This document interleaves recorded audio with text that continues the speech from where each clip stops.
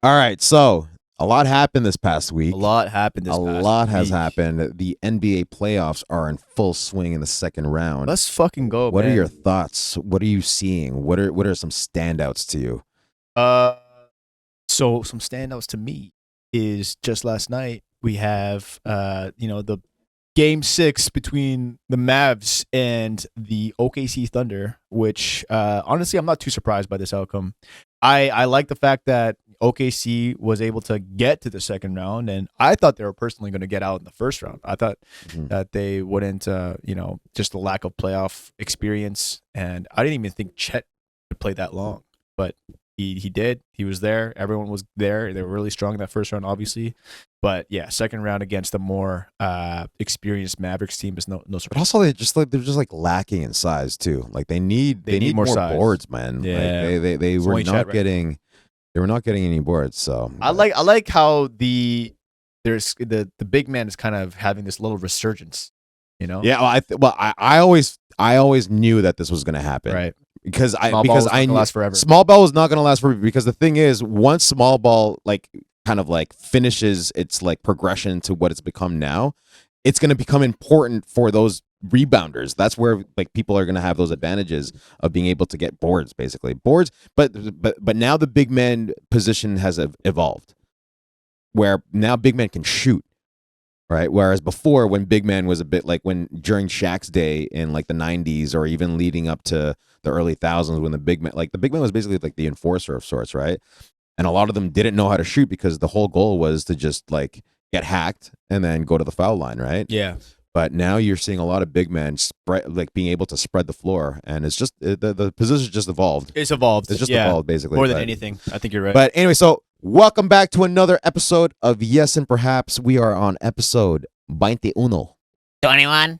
21. And as promised, for those of you who are tuning into this 21st episode of the YNP Pod, you are now officially tuning in to a top 1% podcast of the world. Top 1%. Because statistically, put respect on that name. Statistically, it's been shown and been proven that it's been revealed 99% of podcasts do not make it to episode 21. So 999 by default. By default. Here's our participation award. Yes. 100%. Participation awards matter. Hey, they matter, especially in today's world. In 2024, they are more relevant than ever. Yes, and perhaps we'll get one of those plaques. Perhaps one of those plaques. You know what I'm saying? Those YouTube plaques that people have after sub count. That is a good point. Maybe it's on the onus and the responsibility of these platforms to inspire and entice and rejuvenate and explore and incentivize their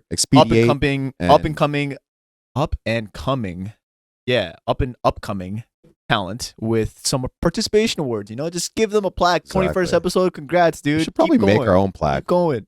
Because we hit a very important milestone this past week, didn't we? That's right. You want to tell them?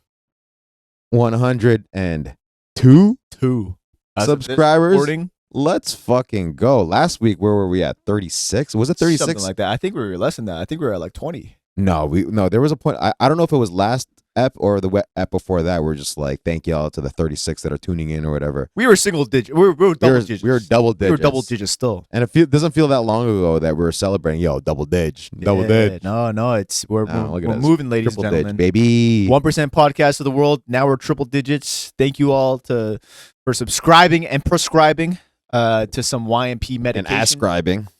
Right. Yeah, man, we're just happy to be doing this and on this glorious Sunday morning. It's the top of the fucking day, man. 10:45. What the hell is going on, folks? What the hell happened this past week? Well, the NBA playoffs, obviously. Yesterday, we saw Tyson Fury go up against Usyk, which is a highly anticipated fight that happened. Did you see that happen? What a great fight that was. Jeez, fireworks. Let me see that real quick. Fireworks. While you give us this rundown. Well, I mean, to be honest with you, I didn't watch the full fight. I still have to go back and rewatch it fully. I only caught the last 3 rounds, and it turns out that those last 3 rounds were probably the most important rounds. The only ones that mattered. Really, ones really mattered. Man, Usyk, It's okay. First off, I obviously don't have that kind of experience of having to fight someone and punch down. I'm a little vertically challenged, you know what I mean? But and that's okay. But but I think the big thing that really stood out to me was just Tyson having to punch down, man. Like that's not necessarily, especially in his last few fights, something that he's had to really deal with, right? Like he's fought your Klitschko's, which pretty much were on the same height. He did his fights with Wilder, obviously, which were pretty much the same height.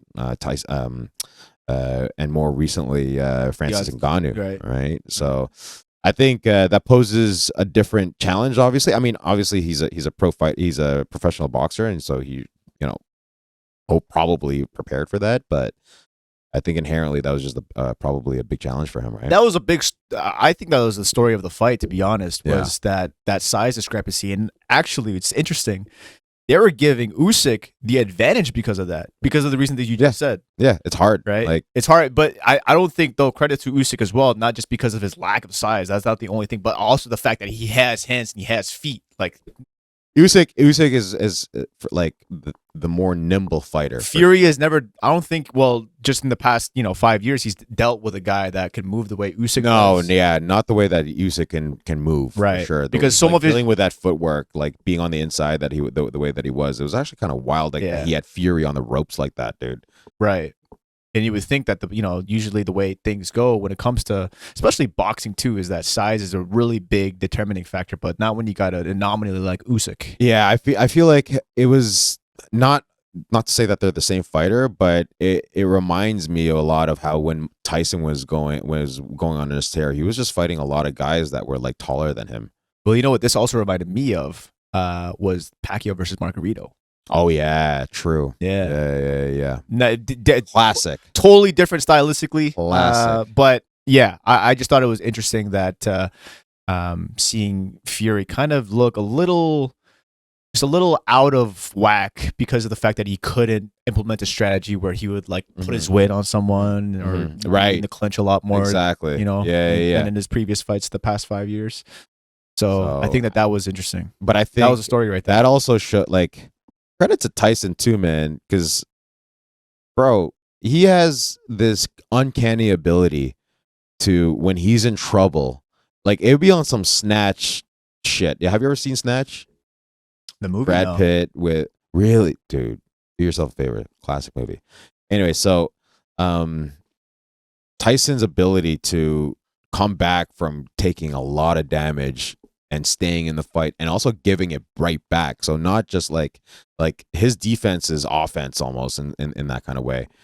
It's crazy that he didn't, especially with the way that he got hit or with the way that he got hurt. Like I was expecting him to go down.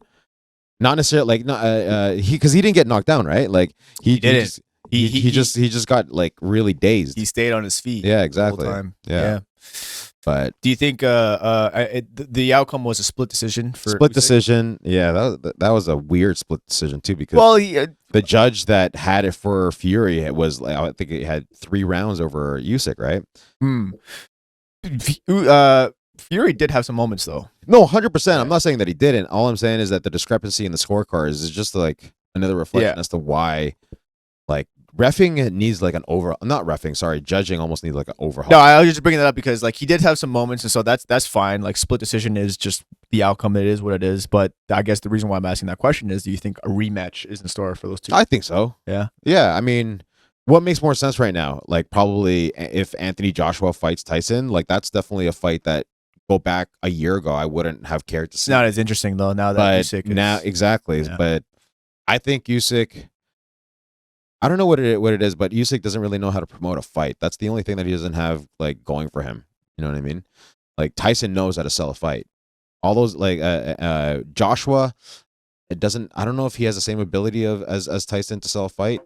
I think Tyson can do whatever the hell that he wants. To be honest with you, and if I were in Tyson's shoes, if you were to ask me, would you rather try to get that one back or like go elsewhere? I would probably try to like elsewhere, being like fighting Anthony Joshua, for example. I would probably try to go for another fight with Usyk. Yeah, I think that would make sense for sure. for Tyson. So, yeah, we'll see if that ends up happening. I'm down for a rematch. I think that fight was really entertaining. You know, it was crazy yesterday seeing. I don't know if you saw Edison Barboza versus Murphy yesterday. The main event of the fight night. Man, Edison, bro, took so much damage because like basically the first round he got clipped in the nose and he started bleeding out of the nose. I don't know if his nose is broken or anything like that, but he just seemed visibly like gassed by that end of that first round going to the second round. He usually gasses out. He usually does, but it felt like more so than other times. So I think that's where the nose really affected him. But he just, because of that, and like it was surprising because yeah, he was throwing low kicks, but Murphy was doing a great job of checking them, and then Murphy was just picking them apart from with the boxing. Murphy is what is it? I think he's British. No, this black British dude. Yeah. But yeah, so his boxing was just clean, like really, like it was really surprising to see like a savant of a striker. I mean, not to say that he has like the best boxing per se, but I was just kind of surprised that Edison was taking that much damage from a boxer. I think a lot of it had to do with the fact that he was just exhausted. And I'm surprised that the ref or even like his corner, like it was that bad. Like like the fight probably could have ended like the third or fourth round, but it went all five. Oh, it was a 5-rounder. Yeah, I was like, because it was the main event. What? Right? It was like what for yeah, like a 10th ranking or whatever. So that happened, and then I mean, you know, I'm really excited for the next few weeks for UFC because June's gonna be a big month. I think Connor and Mike are, what's his name again? Chandler. Mike Chandler are going to be fighting. I think it's the end of June, isn't it? I think it might be. Yeah, it's the end of June towards. Yeah, we gotta figure something out with the fellas on that. That's gonna be exciting. Yeah. So what else happened this past week? We have also, I mean, NBA playoffs. We talked about it a little bit. Yeah. We don't necessarily have to go back into that, but I'm just excited. We got 2 Game 7s tonight. Who do you got for tonight? I think for the West, I've got to go with the Nuggets just because they have the home advantage. I think that Jokic is just gonna put up another classic. I think so too. Just after getting railed by 40 the last game. Yeah. I think they're gonna clap back for sure. Yeah. Nobody likes that. And the thing is, like Jamal Murray too, just going to clap back.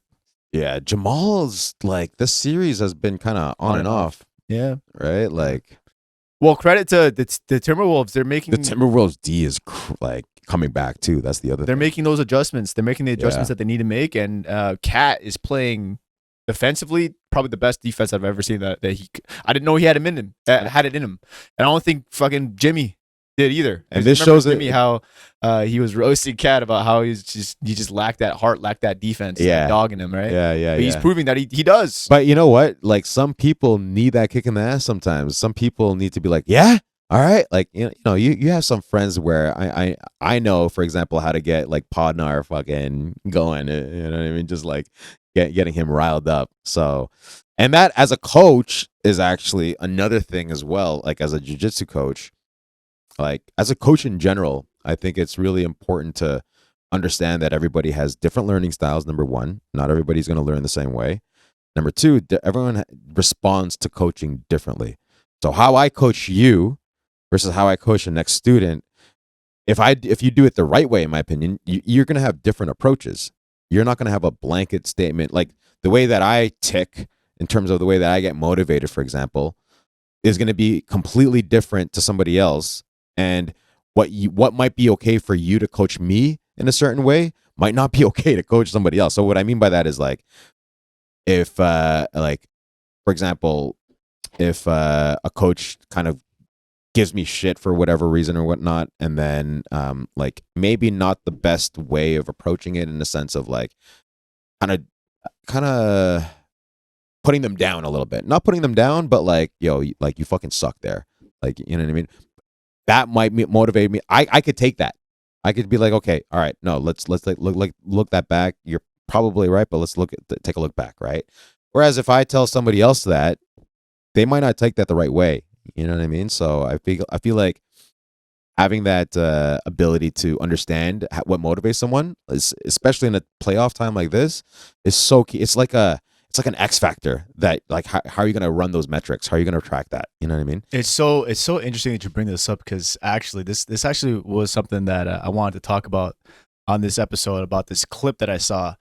That pretty much like a full TLDR is that you see in this clip the fight or flight reaction put on full display. And I think the fight or flight is something that is so crucial, especially in moments where like game 7, we're talking game 7, backs against the wall. Like, what are you going to do? You're going to fight back or you're going to fucking, you're going to crumble under the pressure, right? And I think you can coach that. There's different coaching styles that are around, like I think of offensive linemen, like lineman coaches in football. Sometimes the coaches will try to elicit anger from these dudes while they're training or while they're in practice to try to get them to play more angry, more flustered, so that they got that more of that dog in them. Whereas other coaches might go to other linemen and other teams and try to coach them to play more level-headed, right? Whereas a lineman, don't be so emotional. Exactly, right. But there's two sides to that, right? And so this clip, I want to show you this clip, and I want to get your reaction to it. But I thought it was just. First of all, it's a huge W for society. It's one of the tabs. Shit! You were actually going to talk about it. Okay. Yeah. So pull up that tab, and then it's the Reddit one. One? I can't see it. That one I right really there. can't see shit. So before you pull this, just make sure that we can see this on the screen in the OBS. So if you pull up the OBS, okay, we should be good. So you want full screen this, and then we can look at this. Is this one right here? Yeah, it's this one right here. Just full screen that. So look at this.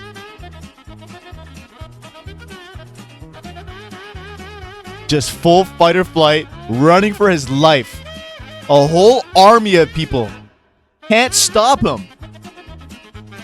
What did he do? This guy pulls out his gun. He's pulling out his gun. Oh my god! What are you gonna do with that? They still can't stop him until right here. It's so dangerous. Until right there. Did they just drop kick him? Is that what happened? Drop kicked him. 3 cops chasing after this dude. Look at this guy. Yeah, dude. We'll look back at this, but there are a few people that tried drop kicking this dude. Pow. So this happened. Where is this, in Brazil? This is somewhere in South America, I'm pretty sure. But this is pretty much as much of a full display of fight or flight that you could ever get. Yeah. So apparently the context with this, that dude was running away because he had allegedly and was later charged with beating his girlfriend or something, just like domestic abuse. At the beach? Yeah. And I guess people saw he was running away from the cops. Right. And the whole, everyone just chimed in, tried to take the dude down, right? And stop the guy because, of course, no one likes a fucking a violent person that beats his fucking girlfriend. So that's a W for society. But I thought, there's a few highlights about this clip, right? So one, how crazy of a stat boost is a fight or flight when you're in the fight mode and you're trying to, and either side, right? It's the way I look at it, that system, the parasympathetic and the sympathetic, the immaculate, and the so it's the fight or flight. That's literally the fight or flight response. Yeah. I think. Okay, so parasympathetic. Let's actually. I thought you were just fucking around. Parasympathetic. No, this is an actual legit thing. Parasympathetic. Man, when your back's against the wall and those animalistic senses dial in. Your parasympathetic nervous system is a network of nerves that relaxes your body after periods of stress or danger. Versus, what's the other one? Sympathetic system. So fight or flight response. Pretty sure that's the parasympathetic system. Acute stress response. Physically terrifying. Anyway, it's an evolution. But yeah, aside from the technicalities, like, dude, how crazy of a stat boost do you like if you were to quantify fight or flight in that manner? Because we've been in those situations as well, right? To me, the way I always looked at it, because I've actually legit thought about this before when I was first learning about like fight or flight response, and actually, oddly enough, I was learning it from my yoga teacher training, but. It's the way I kind of like learned it is like, it's kind of like the Kaioken of IRL. Kaioken DBZ when they go all red and shit. Yeah, exactly. Like that's kind of like that's the fight response, right? You know what I mean? And where it's just like you do get like a boost, and that's the adrenaline dump. That's the adrenaline like surge, and it's kind of dangerous because you also get the adrenaline dump, where it's just like, Oh fuck! Like you ever have it? Like you probably had it in a tournament, for example, right? After that first match, you're just flush, like you're exhausted, and we're just like, "What the hell? That was just 5 minutes." But like, and I've trained literally for an hour, 2 hours straight before, all rolling, no problem. Yeah. But because of that like intensity, because of that like that fight or flight response, you just get like, a massive adrenaline dump, and you're just so gassed. You're so gassed. Yeah. So in that case, you do get a surge. As far as the stat boost itself, man, it's fair to say that you probably get like a plus 100%, just 2x on across the board. And then the adrenaline dump though is when, you know, like it depends on how long that is and how conditioned you are to handle that. But I just thought that was so like just talking about the stat boost itself. That dude, like we saw in that clip, he wasn't even that much in shape. Like he was like just whatever, an average looking guy, but he was able to. He looked like a rugby player out there. Survival, that's survival instincts. But that's how crazy that feeling boost. is, that sensation is, because we felt it too, like in tournaments, but even just like more practically, a lot of people feel that shit when their backs against the wall and they have to hand in a fucking assignment. So 12 a.m. You know what I mean? Like going back to the coaching topic that we were talking about, that kind of like triggered this, right? You, to your point, you could either have a coach that fosters that kind of response, or fosters more of like a level-headed approach. And the advantage, okay, to me, it's like if you're the former, where you're kind of fostering that type of approach, it's almost like it's a calculated risk. You're risking that your athlete might overstep themselves because they're not in so much control and they're going off of emotion.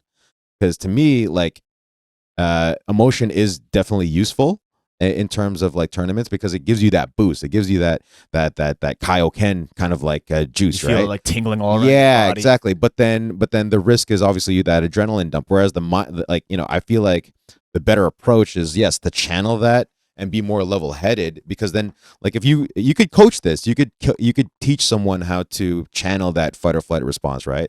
But I feel like the better approach is to be the level-headed one, with an asterisk of using not to bottle up your emotion and like ignore it, but like training yourself to be more level-headed and using it to your advantage. So it's like, get fucking angry, but don't get so angry to the point where now you're starting to see red and you're not thinking logically through, and then now you're gonna make because you're so emotional, because you're just seeing red, that you're gonna call a timeout when you have no timeouts left. That type of like lack of focus. You should look at it as almost like a mana bar. If you can get it to a point where you can control it, you just toggle it in certain situations. Exactly. Like Tom Brady is a great example of that. He's just like, I would love getting emotional, like getting mad, getting upset, but now like you got to use, like I use that when I compete. Like sometimes I'll like Michael Jordan would say, like he would make up things to get angry about. In a game, just so that he could get that dog in him. You know what I mean? So that had me wondering as well, like on the topic of fight or flight. There's a few other highlights that I want to point out in this video, but just because you brought it up, I actually went digging because I was curious myself. Like, man, I wonder what the science is, or what the public response is to the question of, is there ways to what are some different ways people trigger their fight or flight response? Do people actually control it? How do they toggle it? As if it were, again, using the example of a mana bar, right? So I was just looking along Reddit. One dude on Reddit said that whenever he would have an argument with his wife, he would channel that anger and frustration and use it to be more productive at work. So that's one way you can go about channeling that. Another way, someone else said, is to go and find the biggest bodybuilder you can in the park and punch them in the face. And so, but okay, right, bud. So, okay. If you do that, you're gonna get that. Let us know when you're back from fantasy. But again, it's like triggering that feeling, and we're familiar with that feeling. Sure, That feeling is well. Yeah, sorry. Go ahead. That feeling is it's just so primal. It's so animalistic, and everyone has been through it. It's just and I know for me, it's just speaking from my own personal experience. Like I want to be able to train that and have that in my repertoire more, because like I know that when my back's against the wall, like I think back to the times where I had to hand in a late school assignment, or not a late school assignment, but I had to hand in a school assignment with like a 30-minute deadline, from just starting it to finishing it in 30 minutes. I was able to run that shit. You know what I mean? Like backs against, yeah, Yeah, 100%. yeah. Honestly, like it's interesting that you say that, because I find one of the greatest motivators for me, because I'm lazy, man. Yeah. I work hard. I have that in me. I know I have it in me, but sometimes and that's why like I learned this about myself. I need deadlines. I need to put myself and like write down what the deadline is, or someone needs to kind of enforce a deadline on me. So, for example, like I need some sort of pressure to kind of motivate me to doing it. And I'm not saying that's a good thing. I think That's just the way you work. That's just the way I work. Yeah. But like, to me, one of the biggest things that I'm continuously day by day working on is discipline and focus. It's not something that you just figure out and then like you're on autopilot forever and ever. I don't operate that way. It's a conscious daily battle of focus and discipline. Yeah. And so for me, I feel like, and this is just the way that I tick. I know that I have a certain amount, there's potential that I still have to, that there's still potential there for learning new things or getting better at certain things or whatever. Right. So I don't know, that I just need something that kind of motivates me I need some sort of pressure. Yeah. And I think part of the reason why we both, like for me as a martial artist, that's what we're training for in the training room, is being cool under pressure.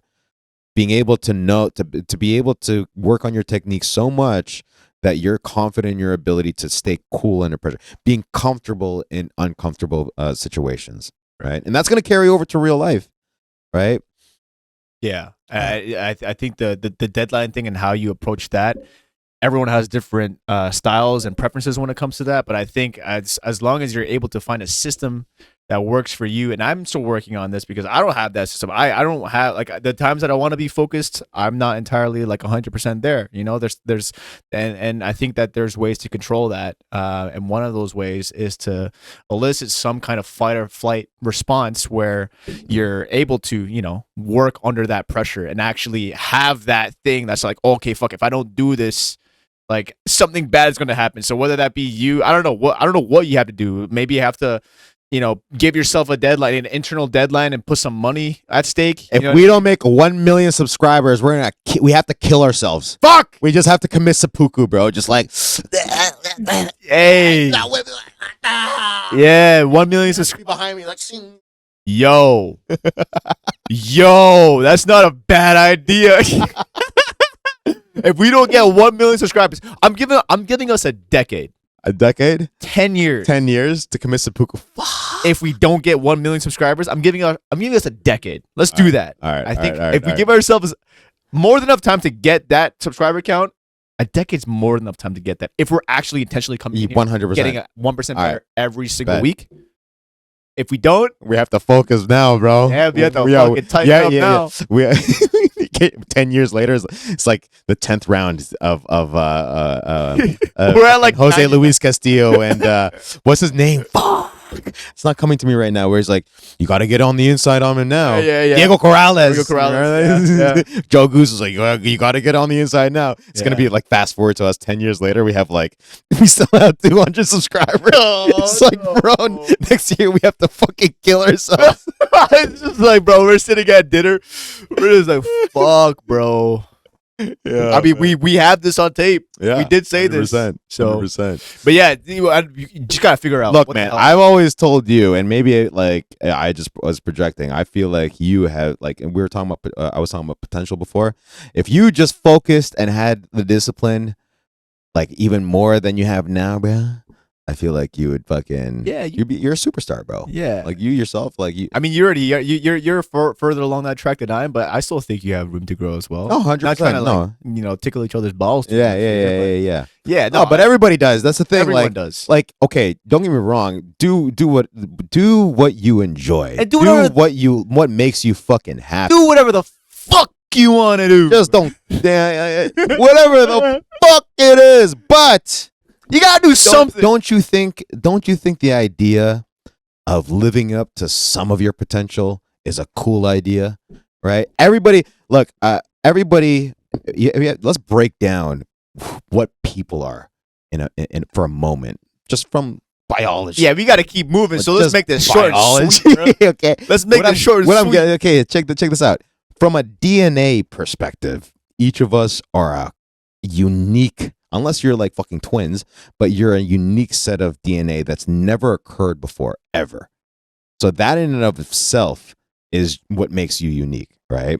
Yeah, you could argue that generally people have the same paths of life or whatever the fuck, right? But biologically speaking, you're unique. And so if you're a big believer in that, there are certain attributes that can be passed down from your genes, right? Like if you look at if you ever hear those stories of twins to get separated at birth, and then turns out that they basically had the same freaking life, like they named their dogs the same, they had the same occupation, you know what I mean? So there's certain things that are kind of almost, I'm a big believer in that there's certain things that are hardwired into your genes, and then you inherit that from your parents. So I feel like everybody has their own unique thing that makes them like that can burn a passion in them that they can be completely like excellent at. And you're not going to find out about, like, some people are blessed in finding out about that at a very early age. Some people like don't even figure that out as well. But I feel like you have to try shit. You have to try shit and see what you actually really enjoy and see what you really like. And don't get me wrong, like if you are happy just staying at home and watching TV and whatnot, I mean, to me, if you were to ask me, that's not really very fulfilling to me, myself personally. But if it makes you happy, more power to you. But I feel like for those people, it's just like, yo, try shit, see what you're passionate about, because who knows, you're like, you are not, you're not potentially sharing something beautiful with the world that you could be sharing. Mm-hmm. That's how I feel about that. Like in terms, like that's why I kind of like when I see someone that has so much potential, I always try to like foster that. Like I encourage them, like, yo, I think you're sick at this. Like, fucking do more of that. You know what I mean? Because like, who knows, that person could now try to keep going. Like it's that butterfly effect that we're talking about. That person just needed that little bit more of encouragement, and they actually chose to stick on that path. And then they chose to actually share their art or their skill or whatever they're passionate about to the world.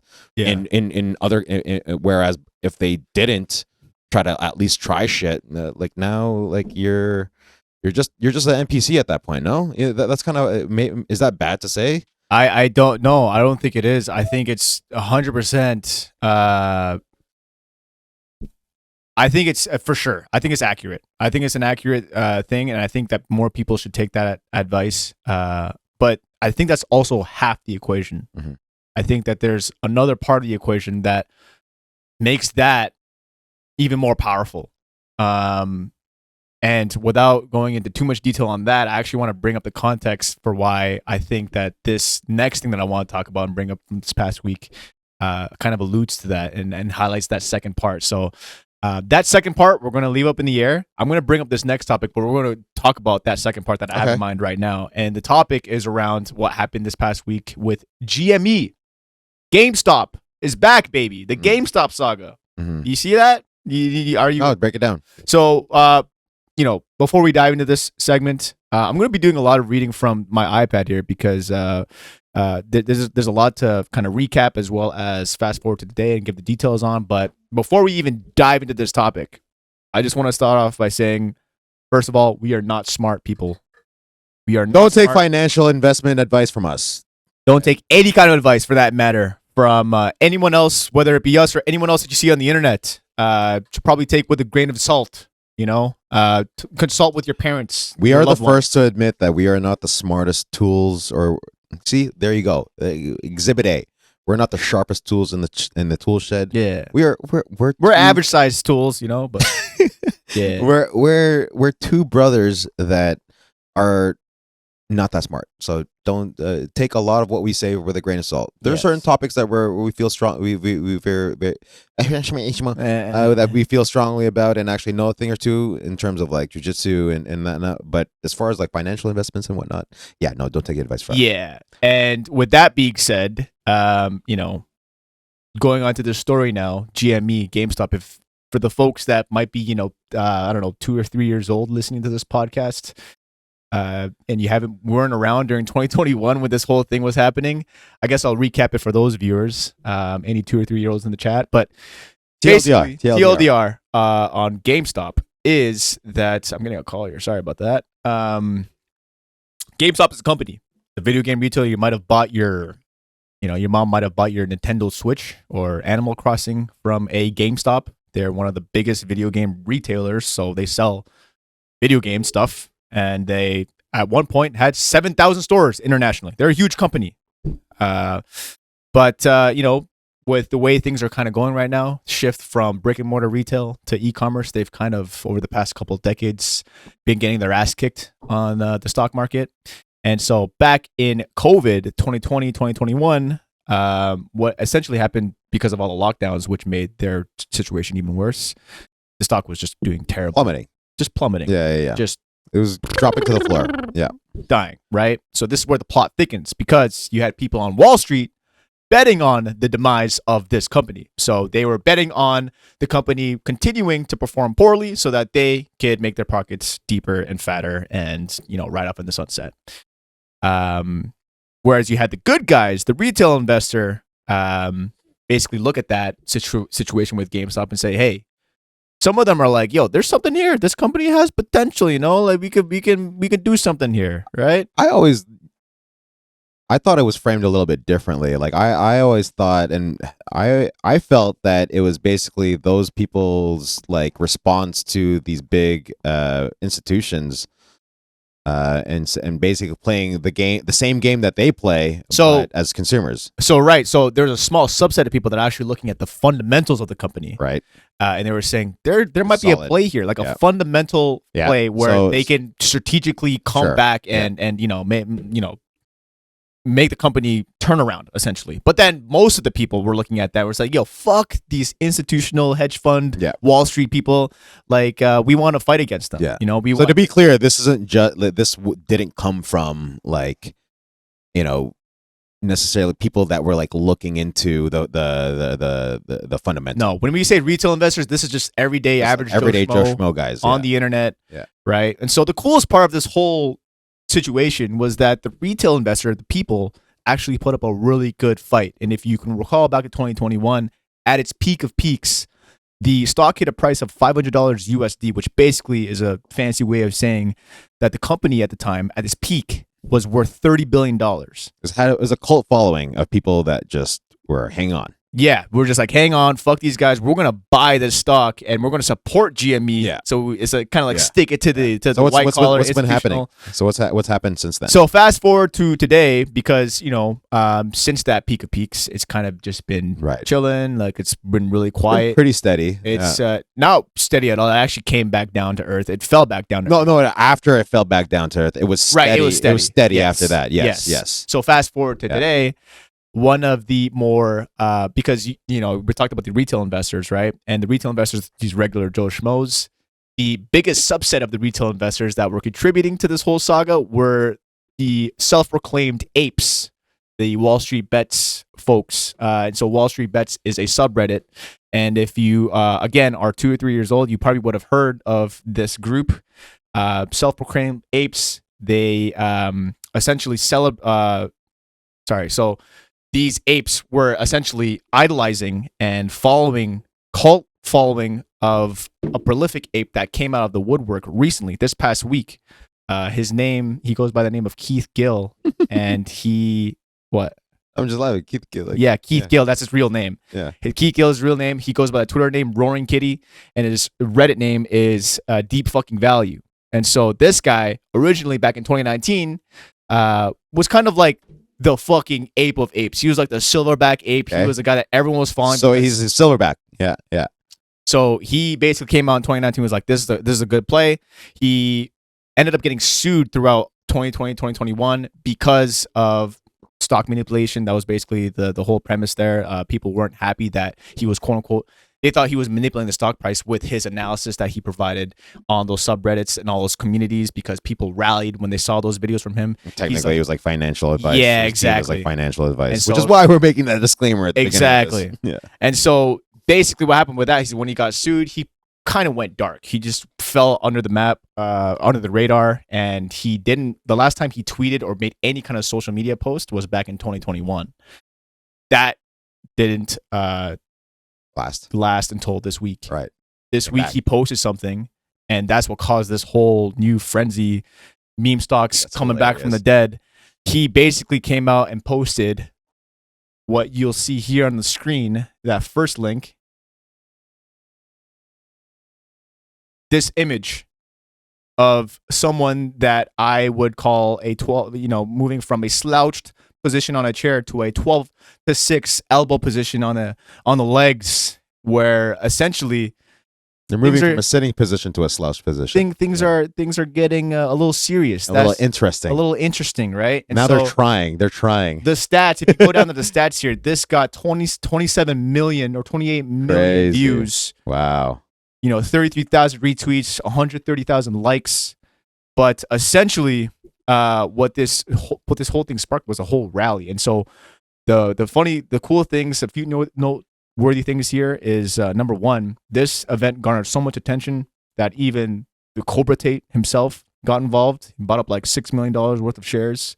The CEO of the company, his total position at the time of its peak that it rallied back this week, because I think it hit a high of like $50 from like 15 is what it was averaging over the past couple of years. So literally, if you look at the chart of the stock, you can go back to my OneNote there, and I have like a really if you scroll up, there's a little picture here. Look at that. It just shot up for like 2 days. Yeah. Right. So at the peak of that, the CEO's position in the company was worth $2.3 billion, and he didn't sell a single share, dude. He didn't sell. He's another silverback ape. The CEO of the company itself is so bought into this whole saga that at the peak he didn't sell a single share. Yeah. $2 billion for sure. So that's another noteworthy thing. And that post actually has some of the community, the Wall Street bet community is so hilarious, bro. For those of you that have any standouts? We can look at the post. Yeah, so that post with that talks about Oh, I exited out already. So no, you were on the right one. So this is just a post about how if you go back, the HODL one to the right. So this is just some documentation that shows how the CEO didn't sell a single share throughout this whole thing. If you go scroll down, some of these comments are hilarious. So I can't see shit. Yeah, so he said so blind. So the first one here says, you can go down. I can read it. The first one here says, I stared at the price increase and was like, that doesn't look like $1 million. I'll wait. You keep going down. There's more. Keep going down. Yeah. So this community here is just crazy. Yeah. They're rabid. They're rabid. Just the craziest people. Diamond Hands, HODL Gang, price increase. I just saw a sideways trading. Okay. This guy's a little more serious. Go down. So yeah. So again, going back to what you were talking about before about why people should try shit and put themselves out there, right? The biggest takeaway from me from this whole saga and how it relates to that point is I think the second half of that equation that's missing is community. You have to have, so one of the things that the GME saga in general highlights that the average person that's totally unrelated, just as outside can be, in regards to this whole situation, is it highlights the importance or the power of social media, number one, but more importantly, collective action. So I think when it comes to the point that we brought up before about why people, if you're just depressed and you're like, how the fuck can I live up to my potential? Our solution to that is, dude, just fucking find something. Find something. Well, no, before that, find something. You gotta do something. And honestly, it doesn't necessarily need to be in that order, in my opinion. It could be that you find a community first, and then you find that thing, right? Like you could have a friend that's like, yo, come to this jiu-jitsu class. You might not even have been interested in jiu-jitsu, but it's just like, say yes, be more yes. Because I have friends where it's just like, I'll ask them, yo, do you want to play volleyball? Or do you want to do this? Like, oh, I don't play volleyball. I was like, yeah, I don't. Does it look like I fucking play volleyball? Of course I don't. You know what I mean? But I'm down to try. Shit's fun. Right? Yeah. And so the order doesn't matter at all, but that it's two-pronged. It's either finding something first and then finding your community that complements that later, or find the community which then channels into finding that something for yourself down the line. But you got to find that community, and you have to play an active role in that community to get to squeeze the most juice out of that. And so I'll give you an example in my personal life where this is being put on full display is when it comes to working out. Previously, before joining Primal again, my gym that I'm at currently, it would just be myself or maybe sometimes my girlfriend. And when it comes to working out, obviously I'm doing it to stay in shape. I want to live a long life. It's just part of like my values as a human is to be in shape, be as strong as I can be mentally and physically. It's just hard to do, I would say, for myself personally. It's hard to do when I'm just isolated, when I'm by myself. And so when I joined Primal and I signed up for these classes, the community aspect is really like a big driver in me actually showing up every single day, whether it be for jiu-jitsu class, whether it be for some of those boot camps. And I find myself like actually enjoying like putting myself in and training myself in such harsh conditions, like because I have someone next to me that's also like like heaving, just fucking going through it. And it's helping push me, and it's helping me realize my goal in a lot more fun and active way. Yeah. So I think it's just so important that while you're on that journey of finding whatever it is that you're doing, find other motherfuckers that are on that journey as well. And just, we're social creatures at the end of the day. You have to talk to people. You have to communicate with people. You have to share ideas, you have to share just stories with each other. You know what I mean? And that's such a crucial part, I think, that I'm learning myself just this past year. And I think that's a big takeaway from this whole thing that you brought up earlier. Yeah, no, I mean, like, I think shared struggle definitely is a great way to help to bond with people too. And there's nothing like shared trauma, whether it be like actual like legit trauma or just like tongue in cheek trauma, like a tough boot camp class, for example. That definitely bonds people. I mean, that also I think it highlights the way that people are motivated differently. Because I'll tell you right now, like for me, I prefer not working out with people. Because for me, like a workout in the morning, I need to be in and out. And I don't like socializing when I'm working out, generally speaking, because now you're like, people are like in your ear for like 5-10 minutes. Just, okay, I want to like, no. So I think what that speaks to, and that's completely fine. What that speaks to is everyone's motivated differently, right? And everyone has a different reason to get up. So whatever that reason is, find that reason to get up and then stick to it, right? So I think, and speaking of that, speaking of doing difficult shit and doing difficult things, we just signed up for something super difficult. Not only did we just sign up for something super difficult, but we chose to double up and chose to sign up for 2 difficult things. I don't know why we do these things to ourselves, but it's both of these things are things I've always wanted to do as well.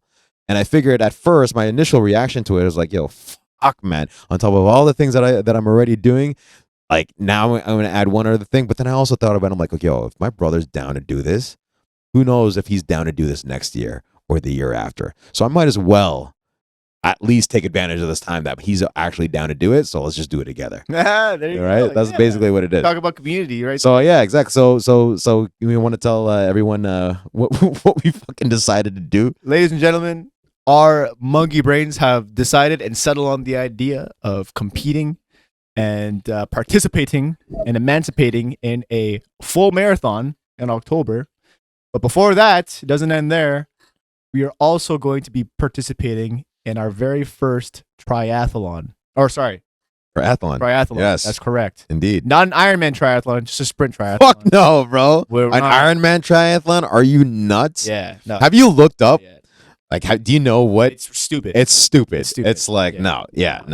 Maybe down the line. Yeah. But we need to we're literally, okay, so the triathlon is light. It's light work at the very least. So it's a fun day. It's a fun day. It's going to be a fun day. It's going to be like, what, 750 meters of swimming? Yeah.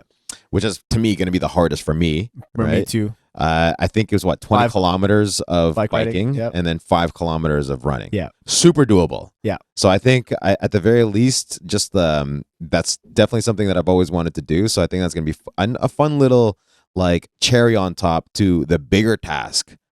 The one that's going to require a lot of focus and discipline if you want to do it right and with the least amount of pain, right, is the marathon, right? Because I feel like I could run a marathon on very limited training, but it's not something that you can, and that maybe that's just my toxic trait and just like looking at something, it's like, yeah, I could do that, right? Yeah. But I think the harder part is to actually train leading up to it. Because if you look up, like, so I looked up a 22-week, because that's basically how long we have starting this week, 22-week training program, and it's basically just progressive load.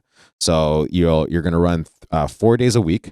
So week 1 would be like on Tuesday. So Monday's gonna be a rest day. Tuesday's gonna be 3 miles. Wednesday's a rest day. Thursday's gonna be 3 miles. Friday's a rest day. Saturday's gonna be 4 miles. So you're gonna be the big run day, and then Sunday's gonna be like 3 miles. The second week, that's basically more or less the same, but that Saturday is going to be 5 miles. So every week you're adding more and more. And I think the week leading up to the actual marathon, I think either the week before or the week before that, like 2 weeks before, it's like the most you're running is 20 miles on that Saturday. So by the time you do the actual marathon, which is what, 21 40 kilometers, that's all I know. It's like 21 miles or some shit like that, 21.6 miles or some shit like that. Yeah. Then you're not going to be in crazy pain, right? Like, because I've just randomly ran like pretty much a half marathon before, because I used to run like 5 kilometers, 6 kilometers, and then on a Saturday I would run like 7, 8, 9, 10 kilometers sometimes, right? And there's just one day randomly I decided, I'm like, let's see, like, let's go a little bit further than I normally go. And by the time I came back and I looked down, I was like, fuck. It's 20 fucking kilometers. It's basically like a half marathon, right? And I just remember the next couple of days I was just like wrecked. Yeah, like my body was done. So I don't know about you. I'm already starting to putting together my training plan. I don't know about you though. Like, I've been running. Yeah, you've been running already. Yeah, yeah. I've been doing. But do you have like a structured plan, no, for the 22 nothing weeks? Structured. I think at the very least, like, I want to run. I aim to run 2 to 3 times a week right now at this point. So it would be anywhere from 5 to 10 kilometers. Yeah. Because we're in the metric unit in Canada.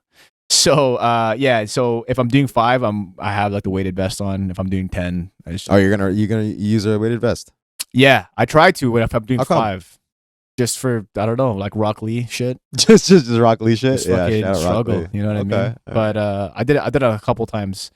The past couple of weeks, but yeah, like I try to get my cardio in, man, because cardio is important. You need that increased lung capacity. Yeah. So how's your running form, by the way? Because this is one of the big difference makers that I use in my game. Yeah, is the running form. Mine's terrible. I went from heel toe, like, dude, learning from heel toe to just toe, like just straight toe, was a really hard adjustment. But once I did, it changed a lot. That's how I was able to run that like half marathon, basically. Yeah. So when I made that change. Yeah. Yeah, my running form is not great right now, I will say. And also I think a big part of it too is depending on the shoe you're wearing. It's not a big part, but it's a significant. For distances like that, it's going to be a big part. Be a big part. It's going to be a big part. So I'm actually going to look into, I have a couple of things that I want to kind of, run, like try out. And then I'll make a decision, because that's the other thing. I don't want to buy fresh kicks. I want to break in these kicks. So by the time it's running, it's the actual race day, that it's already going to be nicely broken in. Yeah. So more to come on that, folks. Really excited for it. It's going to be like a good test of discipline and focus. Or if we lack that, it's going to be a great source of pain, I think. At the very least. At the very least. So I think we both think that's going to be good content. We're going to be probably shooting some extra content for that, so more to come on that. Yeah, let us know if you guys are also training any events in the comments, because we're starting to get more viewers on the pod now, which is, we love to see it. Okay, so I saw something. So there's 2 things that I want to just bring up real quick. Yeah. Okay, so the first one is a few months ago, CES. So you know what CES is, right? I don't actually know what CES stands for, but it's basically like, think of it as a tech convention. So every year, all the big tech companies will meet on like this conference, and then they'll show off the latest like tech. Now, some of this tech is like conceptual, never makes it to like actual consumer demand or consumer like product lines or anything like that. I think a lot of it is like it's kind of like an auto show, where the auto show is where you have these car manufacturers that will show like what's coming up for the upcoming year, but then they'll also use it as an opportunity to kind of test out concepts and see what the response is from the attendees, right? So some things that really stood out from this year, and there's a video here that we could actually just like have going on while I'm kind of describing this. But there are some cool highlights. So one thing that stood out was like they have these like see-through TVs. So it's basically like augmented reality. So there's still an option for like the black screen to come up so that you can like really see it. But I saw some really cool applications of it. Like if you're watching something through a window, like let's say if you're at like in a box, for example, right? Like in an arena, they could put like, stats for the game and stuff like that. Even at home, like you can there was this one cool like see-through TV that was like a fish tank. So it looks like fish are just like swimming by, but then it would transition to like an actual TV like playing a movie. So it's pretty cool. So I thought it's like glass, basically. It's basically glass. Yeah. It's just like one sheet of glass, and then they're like, I guess they're projecting the images like onto the glass from another source, like another. I don't know exactly how it works. Honestly, I just saw it like a glass. It looks like a hologram. So if you didn't know that glass was there, it looks like a hologram, basically. Yeah, it's pretty cool. Fuck, that sounds interesting. But I mean, the thing is, when it comes to TVs, man, like I feel like all that stuff comes in so much like trends. So for example, like 3D TVs, that was supposed to be the next biggest thing. That was all the rage when it was first coming out on CES, but that went nowhere. Like so many people spent thousands and thousands of dollars on 3D TVs, and nobody's using that platform anymore. Another thing that stood out, there's two things that really stood out is or from like an automated standpoint is like there's a Keurig for cocktails, basically. So it's not made by Keurig, but you know how like Keurig has like the instant coffee, you put the pod in and then you get the coffee. So now they're making cocktails out of that. So you just like load it up with tequila or vodka or whatever, and it'll make they just press a button and it'll make a cocktail for you. It's pretty cool. That seems pretty 2024. Yeah. Another one is that they made one for like a Keurig homemade ice cream, which I thought was just like, come on. Homemade ice cream? Like basically, so they would have these like pods that were basically cans. Yeah. Right? And inside the can, it's like it has a 6-month shelf life of like all the cream and sugar and whatnot. You pop it into this machine and then you press it down, and then at the bottom, it's going to dispense like a fresh soft serve ice cream. Oh, that's not homemade though. That's what I'm saying. It's like it's homemade in the sense that you press the button. And so it's like that's where I thought you can like add extra ingredients there and make like well, I mean you could afterwards, I guess. Like you can, you know what I mean? But it's not the same. So like that's misleading. To me, like what is like really sort of like, yo, where do we stop automating stuff? At what point do we was like, okay, we're good on that, right? Because like there's gonna come a point where it's literally just like WALL-E. You know, remember the movie WALL-E, where all the humans are just like they're so over reliant on technology that they just become these slobs that are just slaves to the technology. And if something doesn't work now, it's just like, oh, we don't know what to do. Yeah. Right. Like, do you think there's gonna come a time where people are just like, because one of the things is there was an automated grill. You just pop in the piece of meat, and then it basically it's like a smart grill. It has a touch screen. You put it in, it grills it, and then it pops it back out. Like, is there ever like where do we stop that? You know what a good example is? You know those shavers. So Gillette used to one of their popular products was like the shaver that you can take the actual blade and then replace it yourself. Yeah. Solid product. And those shavers, those old school shavers that I'm talking about, right? They'll last generations. They're very durable. Yeah. But then Gillette was just like, oh shit, like people are not. We made the product too good. Now people are not buying stuff from us, so we got to make these like dispensable shavers, which you see now. Yeah. And even though that tech of like the original tech that they had was far superior, and people like it was already like people already know how to use it because of profits and whatnot, because of economics. They need to do this. So like, at what point do we when are we good? Like, where do we need to always push every boundary of tech? Like, I guess as humans, we just can't help ourselves. Right? I think we just can't help ourselves. Yeah. I think one cool idea that you brought up the other week on another episode was there's going to be a split of, I think, humans that have AI and humans that don't. Yeah. And I think it's going to be pretty much when it comes to automation, we're going to see a similar kind of split too, but it's going to be a split of who the fuck is going to be a lazy fuck that doesn't do anything active at all versus the humans that do have access to the same automations and all those automated grills, fridges, or whatever the fuck. But I know for me, if I have access to those things, my life is great, but I'm still gonna go out there and bust my ass, like go to jiu-jitsu class and take some fucking shots at the local YMCA. You know what I mean? Like, I'm still gonna like try to bust my ass and break a sweat in, but there's gonna be that subset. Nothing beats the real thing. Yeah. Yeah. There's gonna be exactly, unless they like somehow automate or virtualize that, The feeling, the like, feeling yeah, of like yeah. doing that, and you don't in such a way where you don't have to do anything, Yeah. then I think we're fucked at that point. But Yeah. until then, like I don't think they're making any strides in that department. Yeah. So I thought that was really interesting. I mean, I feel like over automation just is not something that probably bodes well for humans in Why? general. Why don't you? Over automation, just because, like, there, Do you if think that? Do you think if the this stuff works right, if this stuff stops working right now, and people don't know what to do, like, I generally I feel like people would figure it out for sure, but I don't know, man. I would feel like an over reliance technology is like think of Dune, man. Yeah. That's why they had the Butlerian Jihad, and they killed all they outlawed AI. You know what I mean? Because it just became too dangerous. Oh, they did that in Dune. They did that in Dune. Interesting. Yeah. Well, speaking of technology, just while we're on this topic, real quick, you saw the new ChatGPT 4.0 come out, bro. Yeah. Crazy. So to address your question of, are people just going to be able to? They won't even have to know how to figure shit out. They just put their camera. But is that a good thing? Is that a good thing? What if, like, it's because that can be led to so many, like, where people don't have to be critical thinkers anymore. Do you think that's a net positive for society, for people to stop having critical thinking, or for things like creativity? No, definitely doesn't bode well. But for more mundane, practical type shit, I think it's probably a net win. You could make the argument. Right. Yeah. Right. Yeah. Okay, so that I thought that was really interesting, and something that I actually found really funny, because we were gonna just blow through this because there's just really funny clips here. Yeah. So I don't know if you saw something I don't know if you saw what happened in Taiwan this past week. So in Taiwan, there's this bill that basically was getting supposedly pushed through the parliament by the opposition party that basically would put more oversight on the government, on the ruling party, right? And so they got into a scrap, bro. There's this one guy that took all the signatures and signed and just ran out of the room. People punching each other. Here, so here, I'll show you what it looks like. It's wild, dude. It's so funny though. How do I click? Like literally physical altercation? Yeah.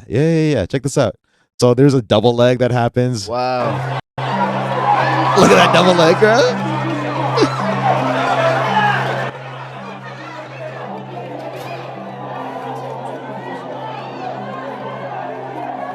Reforms to what? Reforms to Parliament. Oh, just okay. Wow. Look, that guy had to go to the hospital. He got murked. Why did he want to get in there so bad? Because I think Parliament. That was another politician that was trying to get in. So they're just scrapping, bro. Wow. Just absolute mayhem. The opposition parties, so it gives Parliament greater scrutiny powers over the government. Hey, fair play, man. The people look at this. It's like titas, like just scrapping back there. Look at that. Oh. Hey, that's not too bad. Being able to look at that. Look at this guy. This guy. This is the guy that took the signatures. Wow. He just dipped. So they're breaking so people are pissed because they're forcing it through and breaking protocol. In the midst of a new president-elect taking office that doesn't have a majority. So it's interesting, man. They're just trying to. So this is not the first time that politicians scrap each other. So I just collected a compilation of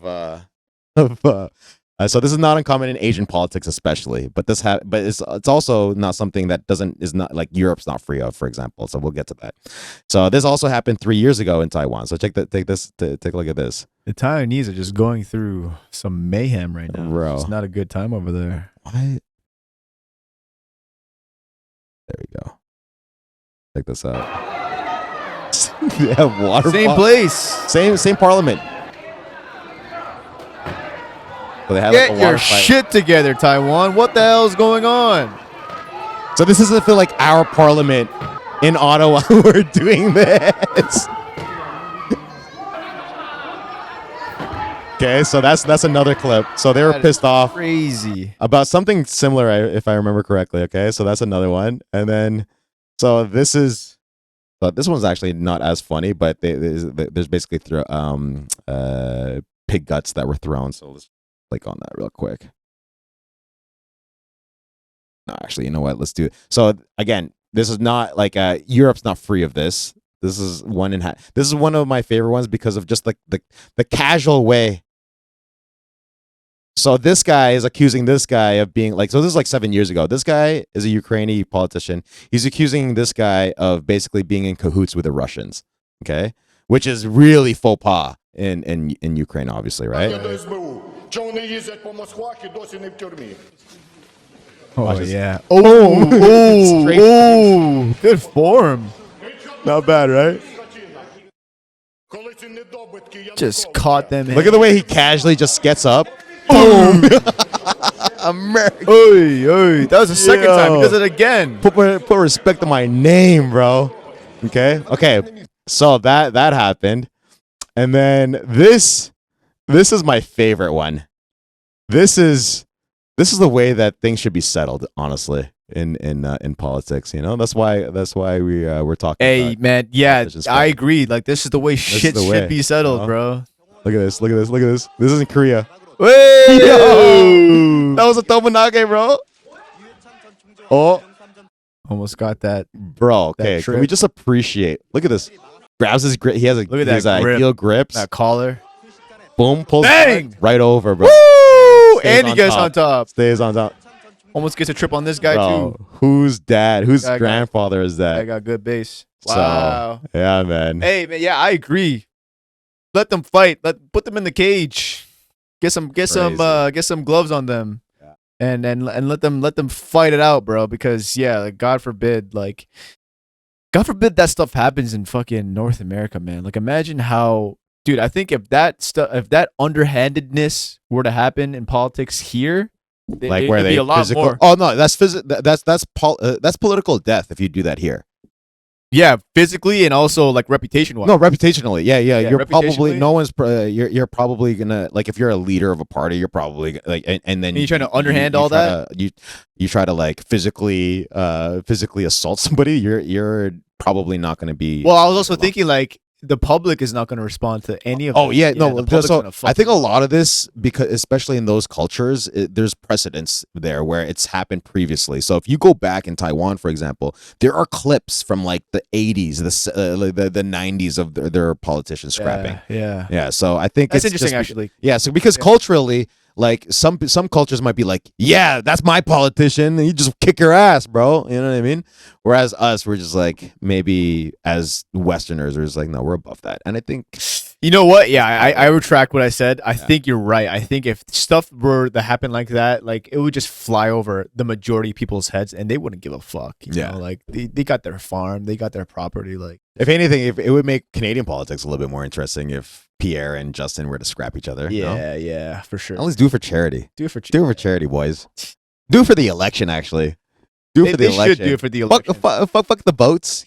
Fuck the votes. We need a strong leader, and so a strong leader that can prove himself physically. Yeah. Physical altercation. Yeah. I think that I would. We need Genghis Khan back in this mix. You know who Genghis Khan? You know who Genghis Khan is, right? Yeah. No, we don't need. We do not need a Genghis Khan. That might be a little too far. Speaking of Genghis Khan, though, do you ever see this? This is something that I found funny. I don't know if you have anything else that you want to talk about, but this is something.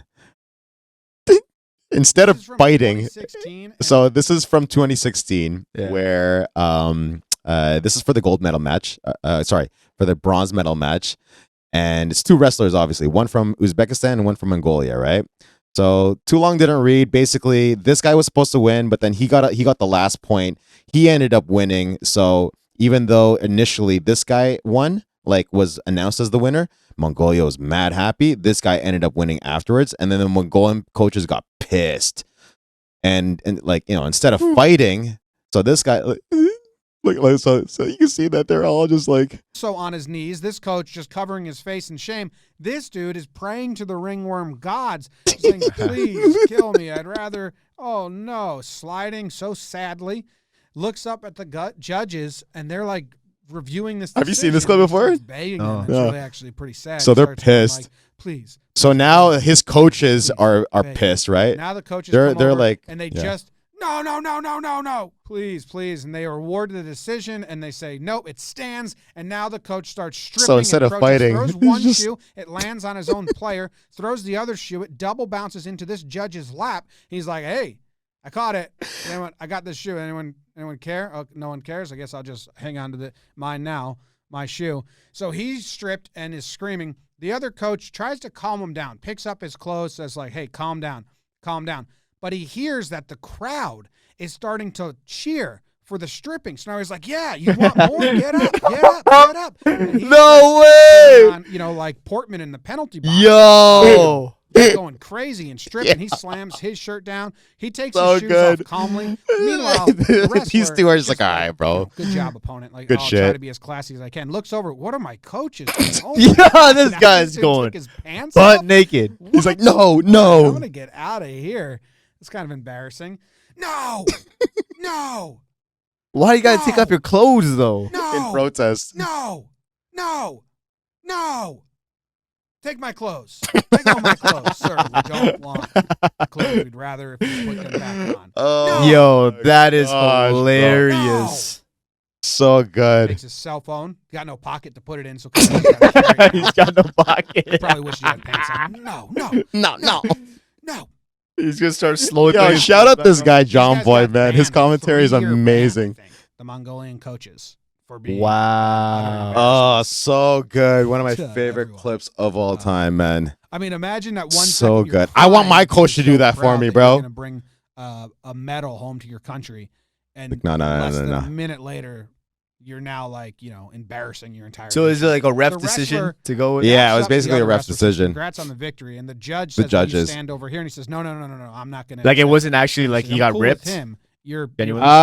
He now kind this guy's just celebrating accordingly. well, Flag okay. out. So in wrestling, whoever score, if it's a tie, whoever scores last is the one that wins. Oh, so he scored last. So he got scored that last. decision. Yeah. So the judge gave him a point at the last second, Gotcha. basically. Gotcha. Yeah. So Wow. yeah. So instead of Why- fighting, maybe our politicians just like if they protest something, just like do a strip off. Their clothes off. No, no. Yo, imagine the next time you see that Parliament beef going on, and you got Yeah, Pierre on man. top of the stands just taking his Oh, clothes man. off. Oh, Yeah, but no, gotta the be speaker in the legendary. house would not be happy, bro. Retract your statements. Put your clothes on back, sir. what if the speaker starts taking his clothes off and just like in protest, like, yo, put your fucking clothes back on right now. He starts taking his shit off. Yo, that is you know it's hot as fucking Mongolia if they're Yeah, responding bro. like that. Fuck, man. No. My favorite part is when the second coach, because of Because of the the crowd? first coach Yeah. getting into it, Crowd he's like, no, he's like, no, starting no, no, no, no, to don't. cheer for the Don't. stripping. Oh, wait, He's never like, mind. you Yeah, want yeah, more? Get up, get up. And he starts He's like, putting, no. like Portman in the penalty box, just And then going the crazy the and judge stripping. He comes in, slams his giving shirt him a down. fucking He card takes like his that's shoes gonna off do calmly. anything. Like, what the hell? The wrestler is just like, good job, Oh, opponent. so Like, good. I'll try to be as classy as I can. Looks over. Oh, What are my my coaches gosh. doing? Oh my What- God. Yo, Did shout he out my take his Mongols, pants man. I off? love it. What? All right, I'm gonna. So get yo, me and outta Clem here. actually, It's kind of embarrassing. me and Clem are gonna sign up for for the Mongolian wrestling Yeah, tournament. yeah, You want to yeah, do? Yo, yeah. Breeze, do it. Fuck, yeah, I think let's do Tim's it. gonna be there. ain't he? Yeah. I'm done.